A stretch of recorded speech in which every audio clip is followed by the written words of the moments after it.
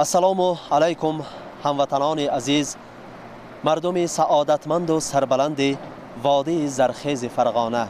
اینک برنامه هموطن باز تقدیم شما می گردد و ما کوشش بران کردیم که در برنامه این دفعه به شما آیید کتاب و کتابخانه، اهمیت آن در تربیت فرزند فکر و اندیشه رانیم. واقعا کتاب دوست بهترین انسان است. شخصی که کتاب میخواند، شخصی که به کتاب آشنایی پیدا کرده است، البته در زندگی، در حیات موفق خواهد شد. مولانا جامی بزرگوار در این باره چنین فرموده: انیس کنج تنهایی کتاب است، فراغ صبح دانایی کتاب است.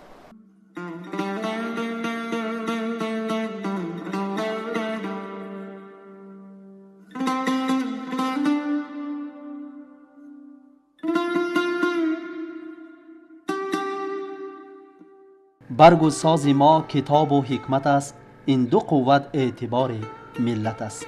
طوری که بزرگان میگویند خانه بی کتاب به مثل روز بی آفتاب است. واقعا اگر روز آفتاب ندرخشد یا در وقت حاصل پز آفتاب طلوع نکند، میوه ها خام و تلخ خواهند گشت. امثال این در خانه و جامعه و دولتی که کتاب و کتابخوان نیست، حتما جوانان این جامعه که حکم میوه ها را دارند خام و نارسیده میمانند. کتاب کلید خزینه علم و معرفت بوده، تجربه و دانش داناترین دانایان را در بر میگیرد. کتاب اهمیت بزرگ تربیوی و اخلاقی دارد. کتاب برای انسان دوستی با وفا و بی‌غرض، مصلحتگری بی منت، همدم و همصحبت موافق و ثروت بی‌بهاست. آره، کتاب ثروتی است که انتها ندارد و انسان به آن همیشه احتیاج دارد.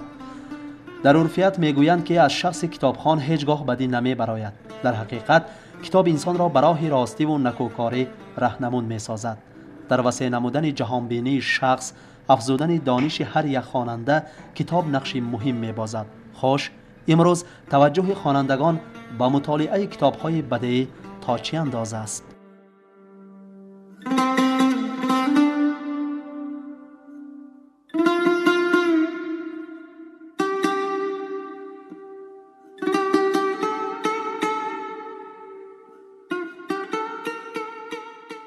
اگر درباره اهمیت کتاب سخن راندن در کار باشد، همین را گفتن لازم است که پرزیدنت مملکتمان شوکت میرامونویچ میرزیویف درباره بلند برداشتن درجه معنویت بچه ها، خصوصا خواننده ها و تمام خلق اعتبار مخصوص داده ایستادند و حتی به کتابخوانان ماشینه ها تحفه کردند.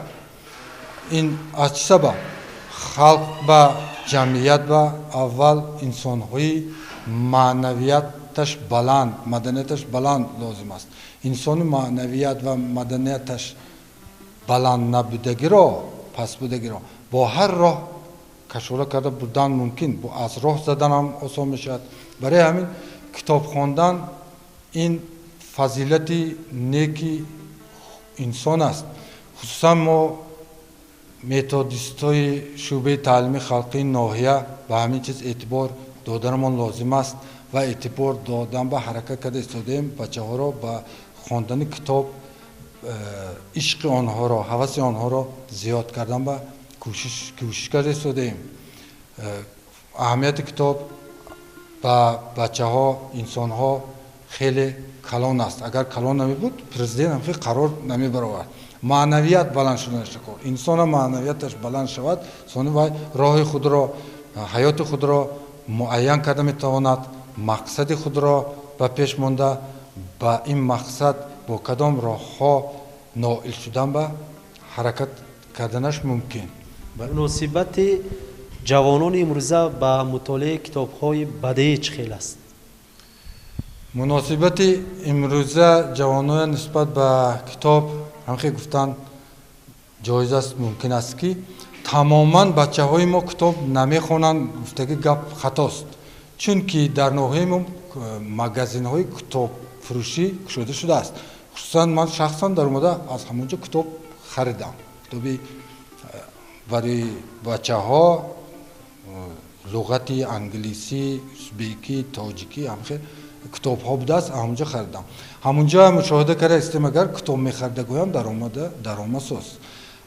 لیکن عمومی نسبت تن گفتنی باشه کتاب عشق بچه ها نسبتاً سست است. با اینترنت و تلفن اهمیت اعتباری کلان داده ایستادند. و از فرصت استفاده برده همین را با پدر و مادران و شنوندگان گفتنی هم که فرزندهای خود را از تلفن و کامپیوتر استفاده بردن حالتش پر رسا اعتبار کلان داده نشونده کن. بچه ها از 1 ساعت 2 ساعت 3 ساعت کامپیوتر باز میکنه، تلفن باز میکنه. از معیار زاید ممکن است با پسیکولوژی بچه تاثیر منفی میرساند.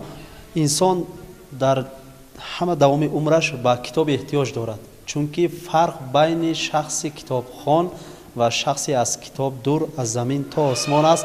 در رفتارش، در گفتارش، در پندارش تفاوت رو میبینیم. البته امروز طلب پرزیدنت حتی همین است که نه فقط بچه ها، نه فقط خوانندگان مکتب کتاب خوانند، بلکه تمام مردم کتابخوان شوند.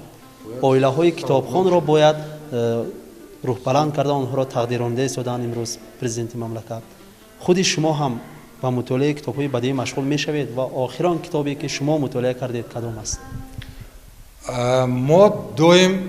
ما معلمان دائم خوانده به مشغول شدن در کار دائم میخونیم. آخرین کتاب خواندگی من درباره پسیکولوژی، بیزنس و آداب معامله با آدمان گفتگی کتابی دیل کارنگی را مطالعه کردم. با کدام زبان است؟ با زبان روسی مطالعه کردم این کتاب را. در از آمده گفت همین را گفتن لازم بود است که این انسان همین خیلی پسیکولوژی زور بود است که 1 ساعت تا برآمد آن در اودیتوریا ها حتی با $100 بها داده میشه است. انسان ها برای گپ هوایش همین انسان شنیدن رفته اشتراک میکردن، همین خیلی مبلغ داده، همین خیلی دانشمند طلب انسان های هم دنیا دا بسیار بود است.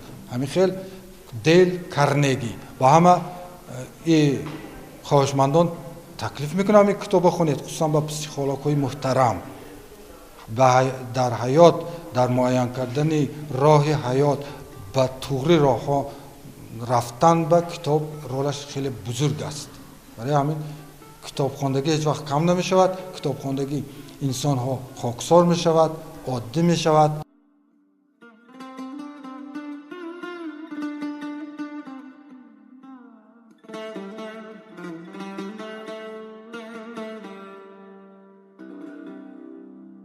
انسان از کتاب درس آداب و اخلاق آموخته برای خوبتر و خوشتر گذرانیدن عمر کمر همت می‌بندد.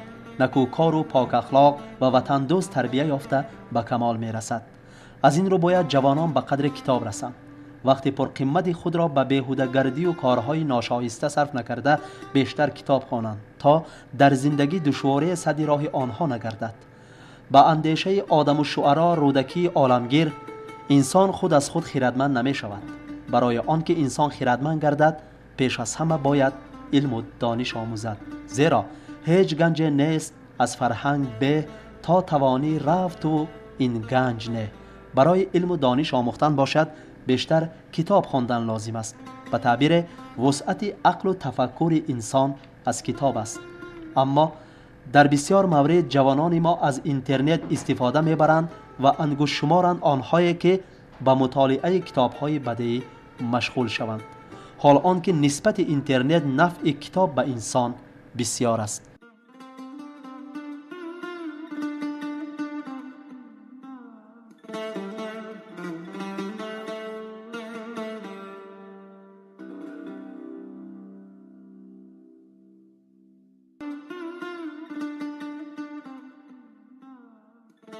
مثلا از من پرسد کتاب چی، اینترنت چیز کد؟ کتاب خزینه، اینترنت سکلات و اینده همه چیزش هست. چیز نغز هم هست، چیز گنده هم هست. چی میگرم گفت هوای هست. لیکن کتاب فقط خزینه. برای هوای هر یک کس جواننده همین کتاب چیه گرد از صحیفه های حیات، صحیفه های کتاب، صحیفه های حیات خودش تشکیل میکند. بعد ثانی حیاتنده یگان صحیفه گرام پرته نمیشد. یگان روز در رانده گرفته پرتفتن علاجش نه که صحیفه کتاب گرفته پرتفتن ممکن. برای همین هر یک جواننده میگرفتگی چیز ما نغزی گرم پیری و فخریگی و قوش میشد، گندگی گرم از پیری قرض میگیریم. برای همین کتاب این خزینه هر یک انسان همین خیلی دوستش.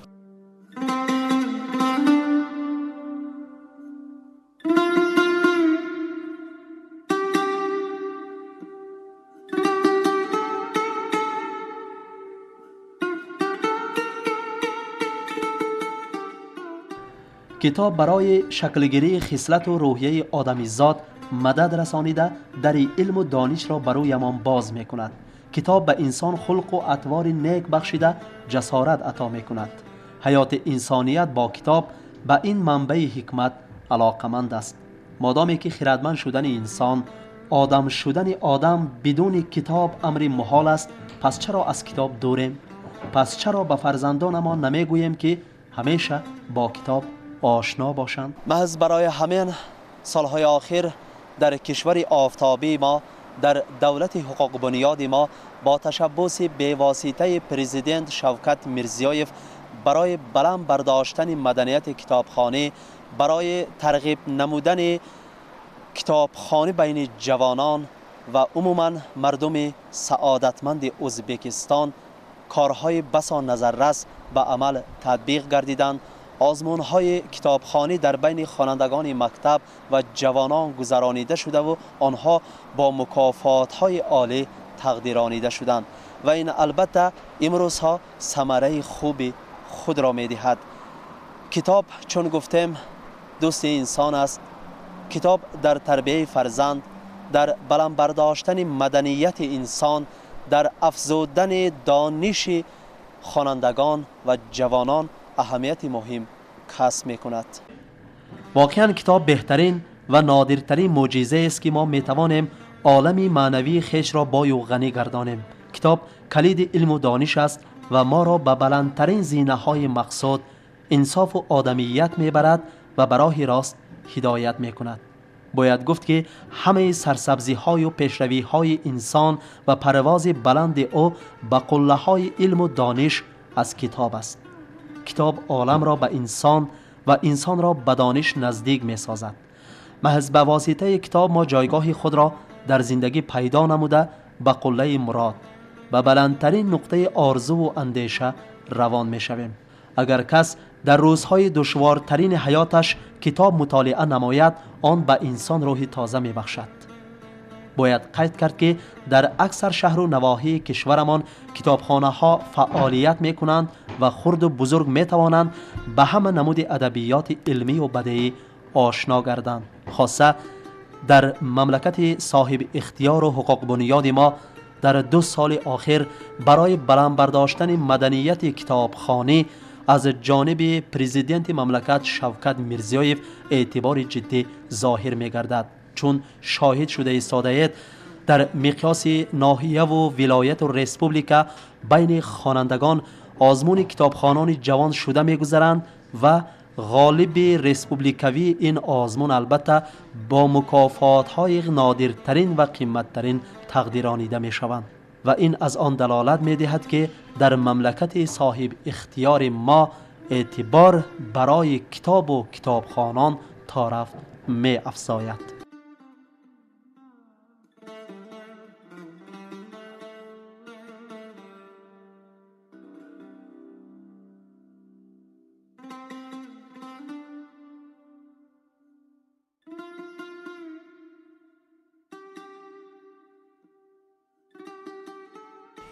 در حقیقت آدمی که بسیار کتاب میخواند رفتار او گفتار او نقض می شود. من هم به همسالان خود توصیه می کنم که کتاب‌های بعد خوانند، بسیار به زبان‌های تاجیکی و ازبکی کتاب مطالعه کنند، به دانش بلند صاحب می شوند.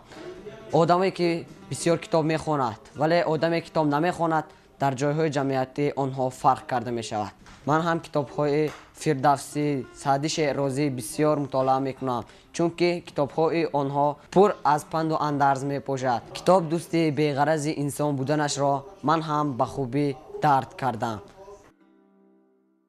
واقعا فرق بین شخص کتابخوان و شخصی از کتابدور به قول از زمین تا آسمان است. شخصی که پیوسته کتاب میخواند، شخصی که همیشه به مطالعه کتاب‌های بدیعی مشغول میشود، پیش از همه معنویاتش بالا میگردد و از او هیچگاه بدی نمیبراید. کتاب منبع دانش است. بدون کتاب آموختن علم و دانش امر محال است و خوشبختانه در مملکت ما تامین کتاب‌های درسی از جانب وزارت تعلیم خلق خیلی خوب به راه مانده شده است.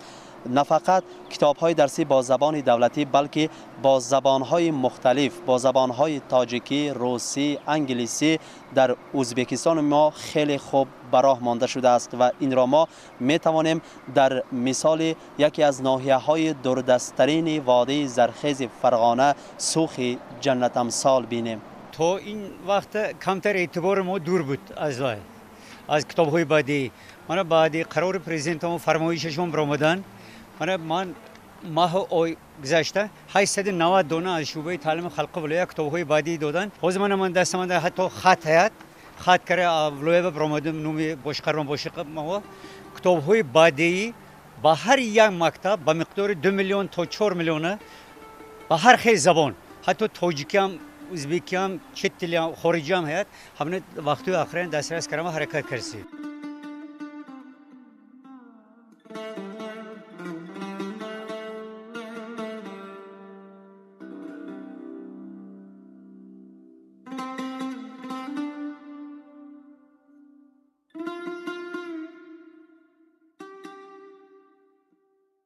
هموطنان عزیز، مردم سعادتمند و سربلند وادی زرخیز فرغانه، شما از برنامه امروزه ما کمی باشد هم درباره اهمیت کتاب در تربیت فرزند با فکر و اندیشه های هموطنانمان شناس گشتید، فکر آنها را شنیدید و باور داریم که خلاصه های ضروری برآوردید و بار دیگر از پدر و مادران خواهش میکنیم که برای بلند برداشتن شوق و هوس فرزندانشان به مطالعه کتاب‌های بدیعی اعتبار جدی دهند، زیرا کتاب بهترین واسطه، کتاب اساسی ترین واسطه در تربیت فرزند آدم می باشد. و در همین جا به برنامه هموطن حسن انجام می بخشیم. خیر، سلامت باشید، تا بازدید.